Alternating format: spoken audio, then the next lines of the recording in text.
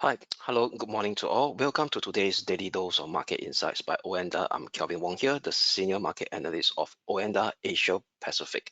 Very good morning. Today is Wednesday, 8th of November. So before we start our Daily Dose of Market Insights, let's take a look at the disclaimer slides first. All right, leverage trading carries a high degree of risk and may not be suitable for everyone. Losses can exceed deposits.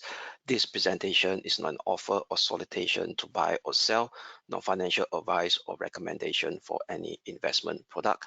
And as well as any forecast, prediction, or projection in this presentation is not necessarily indicative of the future or likely performance of the product. This advertisement has not been reviewed by the Monetary Authority of Singapore. All right, so as usual, this will be our key gist of the daily dose, where we recap key highlights and events that took shape yesterday in terms of the reaction towards the price action of the broad-based indices, broad-based asset class ranging from FX, the broad-based indices, as well as the key commodities market like gold and oil, and as well as what are the key data releases and events to watch out for today, and as well as to round up, I'll be sharing the short-term technical outlook on the broad-based asset classes. So without further ado, what took shape yesterday? So as you all could recall, yesterday there was a rather mixed session in the US benchmark stock indices. So let me share with you my screen over here. Okay, so what you could see, this is the US benchmark stock in S&P 500 heat map. So what we could see in this S&P 500 heat map over here, the market leader is, as usual, will be the mega cap tech and growth stocks leading the fort, where actually the Microsoft rallied 1.12%, together with Apple 1.45%. I want to highlight over here is that Microsoft actually hit a fresh all-time high yesterday. But if you look at the broader US market, the rest of the sectors are rather weak to mixed. So we could see over here is that the industrial over here is rather mixed. The worst hit was the energy sector, where it was driven by a weaker oil price yesterday. So WTI crude oil futures actually dropped by negative 4.7%. Pardon me, negative 4.7%. But what's interesting over here is that the plunge of the WTI crude oil futures a couple of days ago, we actually turned neutral on the West Texas oil CFD that's actually in our platform, because of rather mixed element, and we are watching for the support level to be met, which is the 200-day moving average at around 77.30 level, where price actually kind of hit close to that level and start to stabilize in today's Asia session. So later we'll be taking a close watch again on the short-term technical of the West Texas oil CFD. But what's interesting over here is that the financials, which is also a key significant heavy weightage sector in the S&P 500, they actually react positively as well, as compared to the mega cap stock. So all in all, what you could see over here is that given the fact that because of Microsoft, there's actually staging that rally on the fresh all-time closing high, that actually led the Nasdaq 100 to actually outperform the rest of the major US indices, positive 0.93%, versus the SPX is only gained by 0.3%. The Dow Jones Industrial Average almost unchanged at 0.17%, and the worst hit was still the Russell 2000 with a loss of negative 0.28% yesterday. And also what's interesting over here is that the dollar yesterday rallied, but however, the rally of the dollar actually hit close to the 50-day moving average, I think, as a resistance right at the 105.65 level mark over here, what we could see. All right, the rally of the dollar actually managed to see a bit of pullback during the US session. So pretty much interesting over here is that we may start to see the dollar strength dissipate today potentially. So later we will share with you. Yes, despite yesterday we see the dollar strength push up, but it actually reacted off a key short to medium term resistance, which is the 50-day MA, and as well as this former range support now turns into a pullback resistance at 105.65. Very interesting configuration. Gold continued to be weak after the break of that 1975 level that we highlighted yesterday. So for gold price over here, potentially we could see a bit of what I call short-term momentum creeping back into the picture. And also yesterday there's no key economic data releases, but we have a slew of Fed speak over here. So yesterday the Federal Reserve tried to actually push back the current we call it dovish expectation that's being priced into the market after ex post FOMC and as well as the lackluster data releases on Friday, which is the non-farm payroll data, and as well as the data on the pardon me, the data on the ISM services PMI data, which beat below expectation, which came in below expectation on Friday as well. So what you could see over here is that there's this particular Federal Reserve official. In a nutshell, they're actually looking for this. They're actually trying to tone down this. Okay, so this guy over here, he said that policymakers has yet to win the fight against inflation, and they'll consider more tightening if needed. And also there's this guy Gooseby over here is that officials do not want to pre-commit decision on rates. So what you could see over here is that they try to tone down that dovish expectation that's being priced on the markets right now, especially on the Fed funds futures market. So if you look at the Fed fund futures market over here, the December meeting for the 13th of December meeting, expectation is still quite low. 9.8% is actually expecting a rate hike. All right, 9.8% rate hike. The most expecting a no change at 5.25% to 5.5%. So right now, market is actually expecting 5.25% and 5.5% on the Fed fund rates. That would be the so-called the terminal rate. And the next step is over here is that market is now looking for the first rate cut to come in as early as May next year. So overall, if you look at the accumulated probability over here, like I share with you all, let me expand my screen again. They are looking for a 51% chance of the first rate cut to come in as early as May. So what you could see over here is that there's a bit of dovish expectation that's going to build up by the Fed funds futures market. So there's a big risk over here. Why? Because as we come closer towards the end of the year, and especially on December, there's actually a release of the latest dot plot projection. So what is dot plot projection? Again, dot plot projection is where the Federal Reserve official together with Powell actually release or state their latest projection in terms of inflation, in terms of the Fed funds rate, and in terms of GDP growth. All right, so they could actually start to actually adjust a market or tone down current market dovish expectation for them to actually bring forward their interest rate cut as soon as May. So we're going to be pretty much cautious as we head towards December, 13th of December FOMC meeting. So they may start to dose off the current, we call it a heightened dovish expectation as played out by the Fed fund futures. All right. So now, what are the data to look out for today? So if you look at the economic calendar, for today is rather quiet as well. So today will be Wednesday. So if you look at the current European session, what we have over here is retail sales. So there could be a moment of what I call reckoning in Eurozone retail sales. So market expecting a kind of very weak number again, negative 3.1% year on year for the month of September. Then thereafter, we have a all important Fed chair speech. He'll be speaking at 10:15 p.m. Okay, so this is a public speech. So market will be actually hearing his view on the current take of after the non-farm payroll data. What's his view in terms of the current interest rate trajectory right now that has had an impact of the wider economy. Okay, so other than that, yep, so that's a rather pretty quiet economic calendar and events calendar for today. So with that, now let us take a look at the short-term technical outlook. All right, so let me hide myself so that you guys can focus more on the screen instead.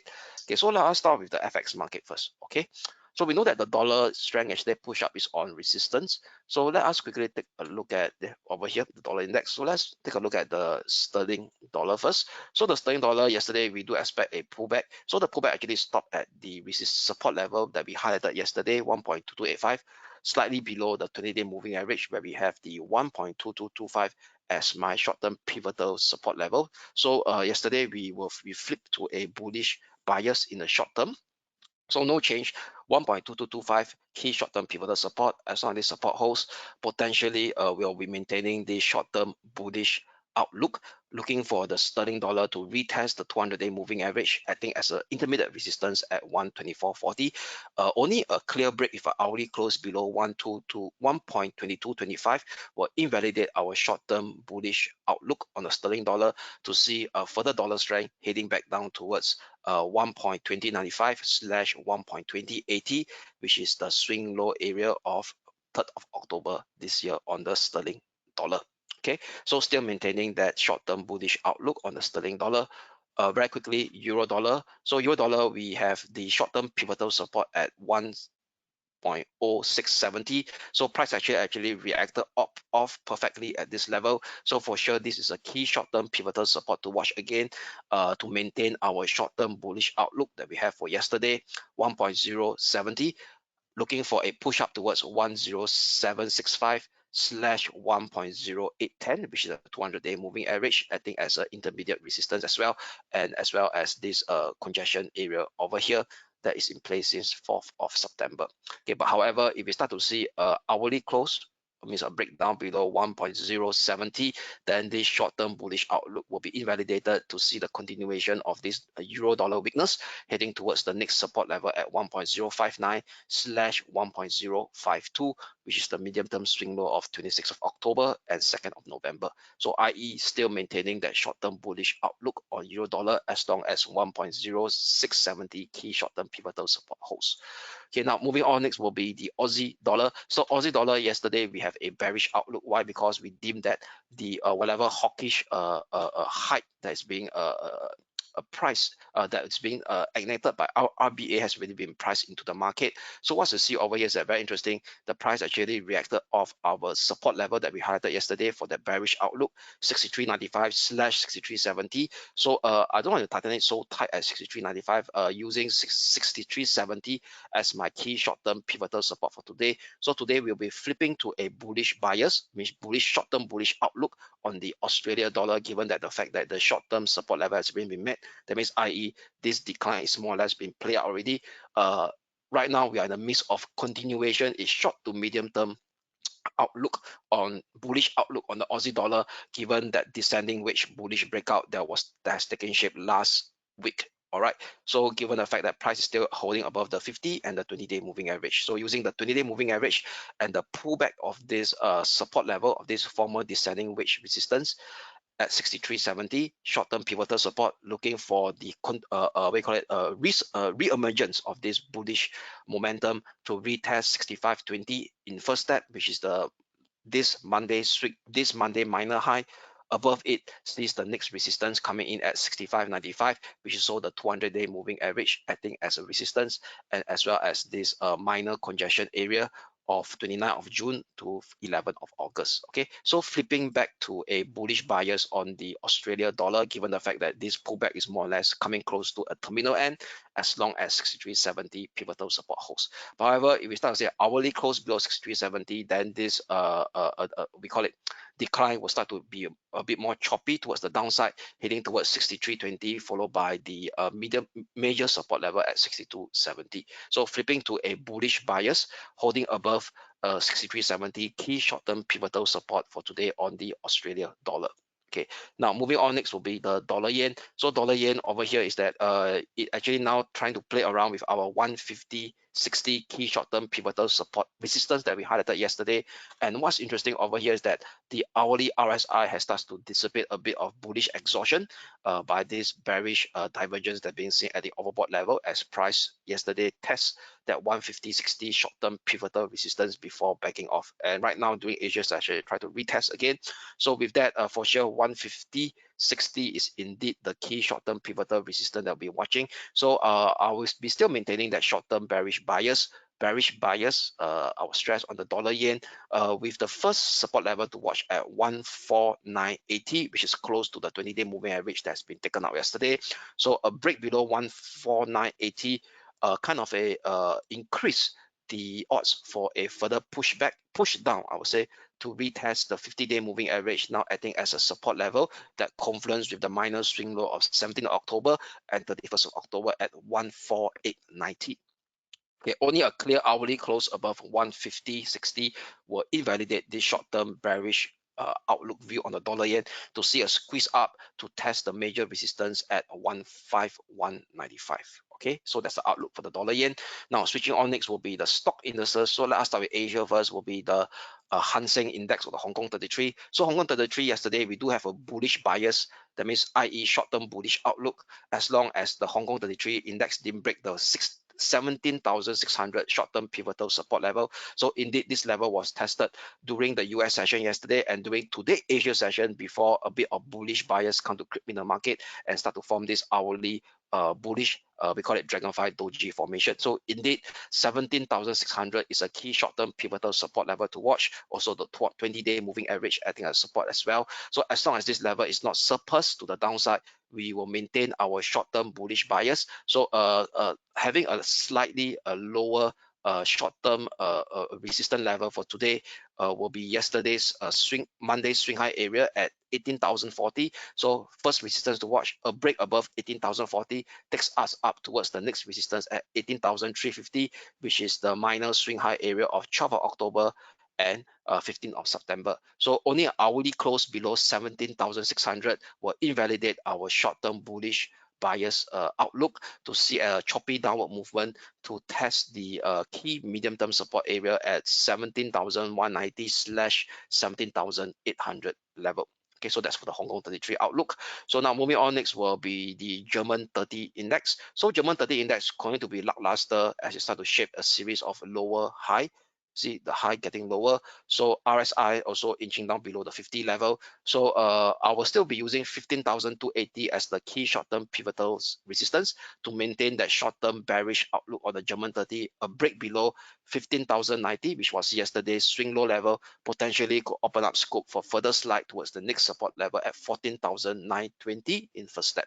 But however, if we start to see a breakup hourly close above 15,280, then this bearish outlook will be invalidated to see a squeeze up to test 15,410 level. So what's 15,410? 15,410 is in fact the descending channel resistance that is in place since the high of 29th of July. Right over here. So with that, still maintaining that short-term bearish outlook on the German 30 index. Okay, so moving over will be the Wall Street 30, the Dow Jones Industrial Average. So despite the squeeze up in the Nasdaq 100, the Dow Jones Industrial Average going to be rather lackluster, trading sideways below our key short-term pivotal resistance that we highlighted yesterday, 34,300, which is also the descending channel resistance that is in place since the high of 2nd of August this year. So still using that 34,300 as a short-term pivotal resistance for sure. RSI going to inch downward right at below the overbought region at 70 level.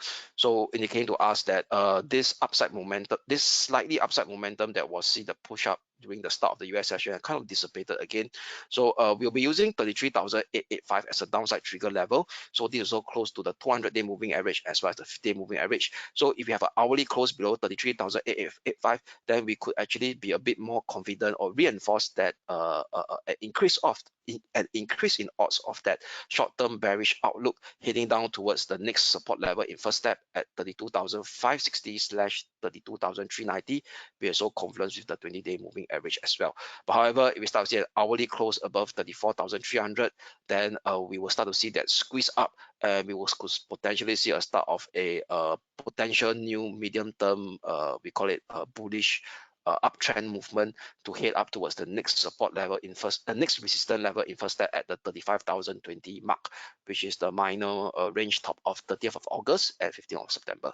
Okay, so the most bullish one over here will be the Nasdaq 100. So Nasdaq 100 yesterday squeezed up above our, we call it the upper neutrality limit. So given yesterday, we call it a mixed element on the Nasdaq 100, we were neutral. We still maintain neutral at the start of this week. But yesterday it broke above that 15,000 this level here, 15,160 mark, which is the upper limit of that medium-term descending trend line as well, has been taken out very clearly. So right now, any potential pullback, given that the RSI now is inching downwards from the overbought region, so any pullback heading towards very low, towards the 15,150 / 15,100 level, which was the low of yesterday's US session. So I'll be using any pullback as long as 15,100 level is not broken down.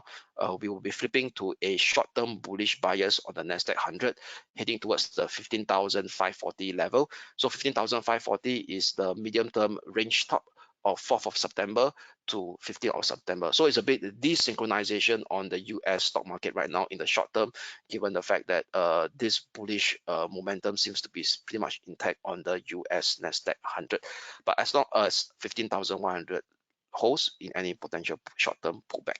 So however, if you have an hourly close below 15,100, then for sure yesterday move is a failure bullish breakout, that we could potentially see the start of a more pronounced downward movement again to retest the next support level, to see a push down in first step towards the next intermediate support level zone at 14,875 slash 14,780, which is so confluence with the 20-day moving average as well.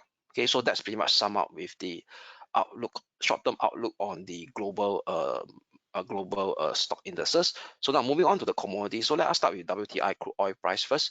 So WTI crude oil price, what I could see yesterday is the price actually plummeted, breaking below the 85 level lower neutrality limit that we have for on Monday, and right now attempt to actually shape a push up, hold it very close to the 200-day moving average. So we will be actually flipping to a bullish bias, at least in short term, below the lower limit of this minor descending channel that is in place since 20th of October high, now at support at 76.60. So 76.60 over here also confluence with this area over here, this minor congestion area over here from 17th of July and 24th of July as well. So 76.60 will be my key short-term pivotal support level for today, looking for at least a potential counter trend rebound scenario to take shape to retest 85.05. But however, if we start to see hourly close below 76.60, then this ongoing ugly slide in oil price will continue to decline towards the next support level at 73.80. So what's 73.80? If we go to the daily chart over here, 73.80 is in fact this key medium-term support level. Okay, let me see at this point in time. Okay, former range resistance from 5th of June all the way up to 8th of May now turns into a pullback support. And if we do the Fibo retracement linking the low of 4th of May all the way up to the high of 28th of September, it confluence close to the 61.8% as well. Okay, so that is the next support level to watch if 76.60 is broken down on the downside. Okay, that will be 73.80. Okay, now for gold, gold prices over here, let's immediately look at gold again. So for gold price, yesterday we flipped to a bearish bias given the fact that price broke below this 1975 level.